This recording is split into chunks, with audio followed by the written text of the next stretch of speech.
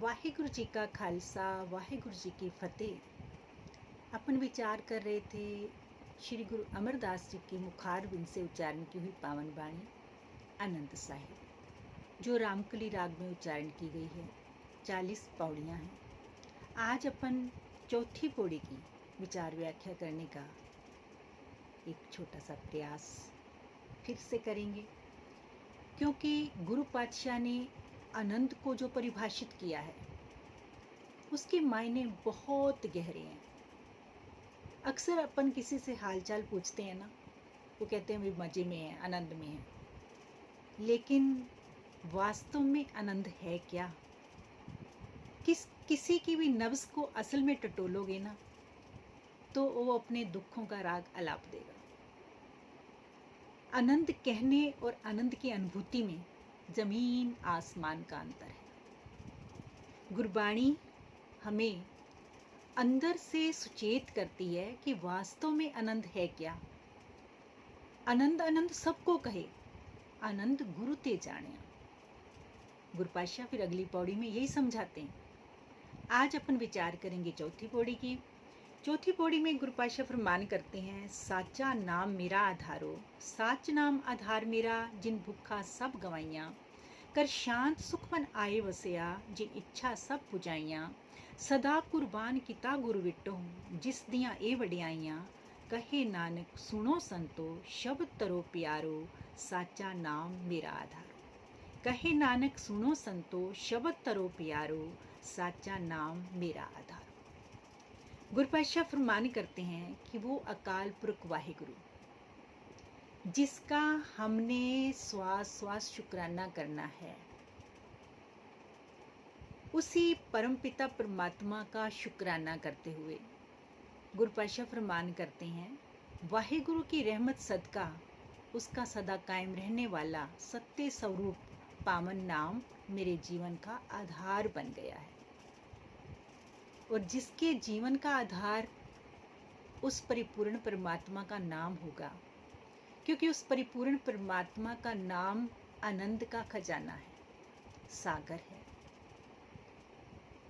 नाम जपना मुश्किल और नाम की संभाल उससे भी मुश्किल, ये चिंतकों का चिंतन कहता है।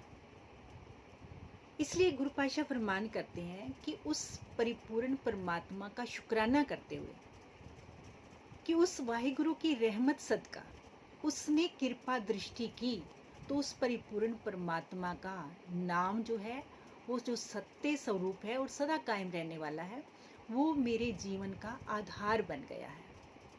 और जिसके जीवन का आधार जो होगा, उसके बिना तो जीवन की कल्पना नहीं हो सकती ना, जीने की कल्पना नहीं हो सकती।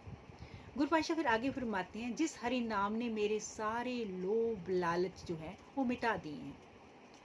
साचा नाम मेरा आधारो, साच नाम आधार मेरा, जिन भूखा सब गवाइयाँ, समस्त भूख यानी तृष्णा, वो समस्त जो है समूल जो है वो नाश कर दी है, खत्म कर दी है।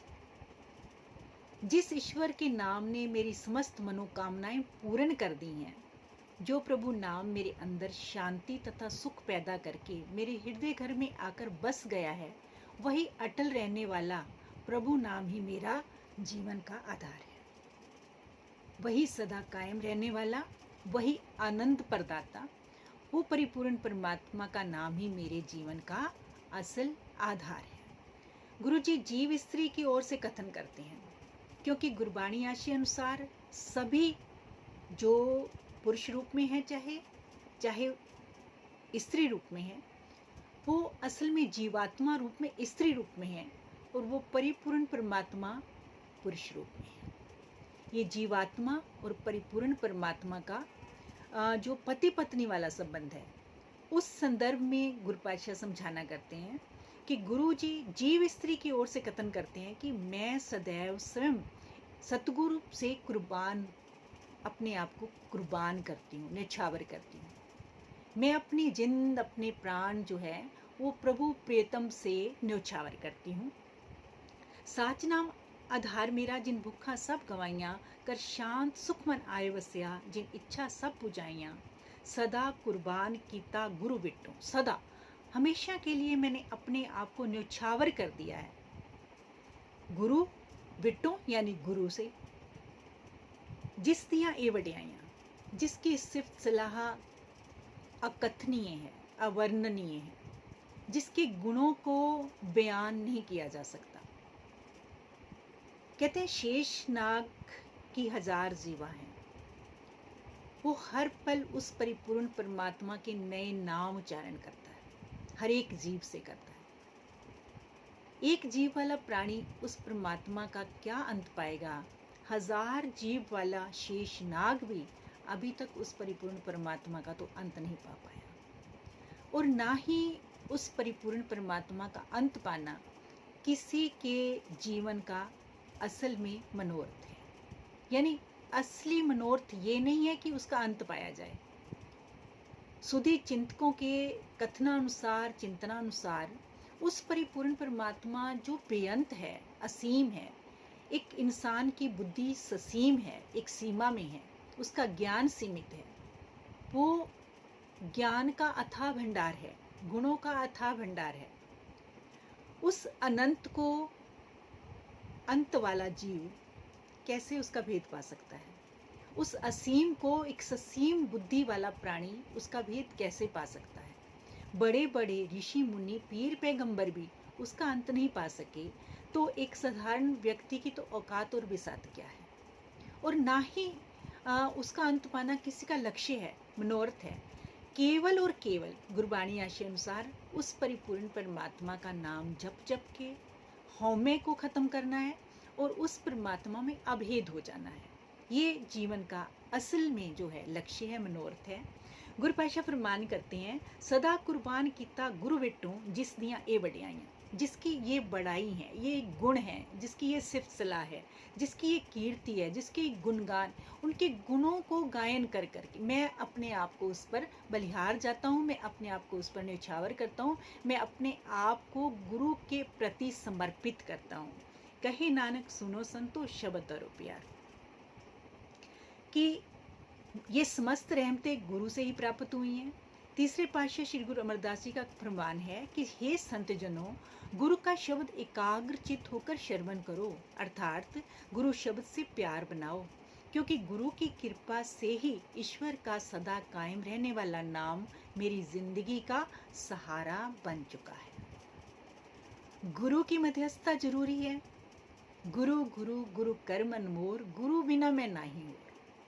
कबीर जी से पूछे, कबीर जी तो गुरु का स्थान उस परिपूर्ण परमात्मा से भी ऊंचा बताते हैं। गुरु गोविंद दो खड़े काके लागू पाए, बलिहारी गुरु आपने जिन गोविंद ने मिलाए। उस गोविंद से, उस परिपूर्ण परमात्मा से मिलाने वाला, उसका मार्ग बताने वाला केवल और केवल गुरु है। और गुरु की मध्यस्थता इसलिए भी लाजमी है, इसलिए भी जरूरी है, क्योंकि नहीं तो हर एक प्राप्ति का बंदा गुमान कर बैठता है। जब बीच में गुरु होंगे, यानी गुरु ने कृपा दृष्टि की तो मैं ये करने योग हुआ, तो ये भाव बना रहेगा, तो अहंकार जो है वो उससे मुक्ति मिलेगी। और हौमे को वैसे भी दीर्घ रोग मानना है, बड़ा रोग मानना है, जो कि जीव के साथ ही आज का नहीं है, युगों से चला आ रहा है। बड़े बड़े ऋषि मुनि भी इस हौमे जैसे रोग से नहीं बच पाए। तो गुरु पातशाह समझाना करते हैं कि गुरु की कृपा से ईश्वर का सदा कायम रहने वाला नाम जो है वो मेरी जिंदगी का सहारा बन गया, आधार बन गया है। कहे नानक सुनो संतो शब्द तरो प्यारो, साचा नाम मेरा आधारो। उस सच्चे के नाम की आराधना करो। आनंद साहिब की चौथी पौड़ी में गुरुदेव नाम सिमरन को ही जीवन का आधार मानते हैं। नाम से ही आत्मिक जीवन कायम रह सकता है। नाम के बिना ठीक वैसे ही आत्मिक मौत हो जाती है, जैसे कुछ समय तक अगर भोजन जो है जीव को ना मिले, मनुष्य को अन्न जल ना मिले, तो शरीर कमज़ोर होना शुरू हो जाएगा, और बहुत समय तक नहीं मिले उसके अभाव में ये जीवन संभव नहीं है, फिर ये शारीरिक मौत हो जाती है। तो वैसे जैसे मछली का जीवन आधार पानी है, उसी तरह मनुष्य के जीवन का आधार वाणी है। तो उस परमात्मा का नाम है, उस परमात्मा का नाम जप जप के ही अपने इस जीवन को असल आत्मिक जीवन को तभी कायम रखा जा सकता है। गुरु नानक देव जी ने भी इस संदर्भ में जो है बड़ा सुंदर समझाया है कि माता तृप्ता जी अक्सर अपने बालक गुरु नानक देव जी को अक्सर कहती थी कि आम बच्चों की तरह ना तुम्हें भूख लगती है, ना तुम खेलते हो। तो गुरु पातशाह का बड़ा प्यारा जवाब था। तो गुरु पातशाह ने फरमान किया, आँखां जीवां विसरे मर जाऊं। हे माँ, अगर मैं कहता हूँ यानी मैं परिपूर्ण परमात्मा वाहिगुरु का नाम जपता हूँ तो मेरा आत्मिक जीवन बना रहता है, नहीं तो मेरी आत्मिक मौत हो जाती है। आँखां जीवां विसरे मर जाऊं, आखण औखा साचा नाम। बेशक बड़ा औखा है, बड़ा मुश्किल है उस सच्चे नाम की आराधना करना, साचे नाम की लागे भूख। और किसी विरले को जिस पर उस अकाल पुरख की अपार रहमत होती है ना, उसे सच्चे नाम की भूख लगती है। दुनियावी पदार्थों की तो सबको भूख है। बच्चा जन्म लेते ही तत्काल यानी उसको जन्म लेने से पहले भी भूख लगती है, उसके जीवन के आधार अंदर है और वो उसको खुराक पहुंच रही है माँ के उदर से, लेकिन उसके बाहर आते ही उसको भूख लगती है। तो इन पदार्थों की, इन चीज़ों की भूख तो हमारे जन्म के साथ, जन्म से पहले ही शुरू हो जाती है, लेकिन सच्चे नाम की, उस वाहिगुरु के नाम की भूख किसी विरले उस वाहिगुरु की रहमत से किसी को लगती है। तो गुरु पातशाह फरमान करते हैं, आँखां जीवां विसरे मर जाओ, आखण औखा साचा नाओ, साचे नाम की लागे भूख, उत भूखे खाई चलिए दुख। और इस भोजन के बिना यानी नाम रूपी भोजन के बिना तो दुख ही दुख है, संताप ही संताप है, चिंता ही चिंता है। इस दुनिया में विरले ही जन हैं जिन्हें सच्चे नाम की भूख लगती है, जिनके प्राणों का आधार ही नाम है। और जिनके प्राणों का आधार नाम है, क्योंकि नाम जो पूर्ण परमात्मा का जो नाम है वो अथाह आनंद का सागर है, और जिसके जीवन का आधार सच्चा नाम बन गया है, उसके जीवन में फिर आनंद ही आनंद है, खुशियाँ ही खुशियाँ हैं। दुनियावी तल पर जीते हुए शारीरिक कष्ट भी आएंगे, दुख सुख बनना रहेगा, लेकिन दुख और सुख को प्रतीत करने वाला जो है, महसूस करने वाला, अनुभव करने वाला जो मन है, तो मन बेचे सतगुर के पास, तिस सेवक के कार्य रस। और जो मन को समर्पित कर देते हैं, बेच देते हैं सतगुर के चरणों में, तो फिर उनके जो उसके सारे कार्य स्वतः ही जो है वो सिद्ध होते जाते हैं। और उसके ना सिद्ध होने में, अगर कोई कार्य उसका सिद्ध नहीं हो रहा, तो उसे एक अंदर से ये विश्वास दृढ़ हो जाता है कि इसमें भी कोई भलाई छिपी होगी। परिपूर्ण परमात्मा ऐसा नहीं कर सकता, क्योंकि हम सब उसके प्यारे बच्चे हैं। तो जैसे माता पिता अपने बच्चों का हर समय ख्याल रखते हैं, उसे प्यार करते हैं, तो उसी तरह से वो परिपूर्ण परमात्मा भी हमें प्यार करता है। हमें नहीं पता होता कि ये हमारे लिए उचित है, ये हमारी मांग उचित भी है या नहीं है। उस समय हमें अगर वो पदार्थ नहीं मिलते, इसलिए गुरबाणी में ना बड़ा सटीक समझाया है, 10 वस्तु ले पाछे पावे, एक बस कारण भी खोट गवावे, एक भी ना दे 10 भी हिरले, तब मूड़ा तो क्या करे। पंचम पातशाह सुखमनी साहिब में बड़ा सुंदर समझाते हैं कि 10 वस्तुएं वाहिगुरु से मांगी और बहुत कुछ हमें बिना मांगे भी मिला है, और बहुत कुछ मांग के भी मिल जाता है।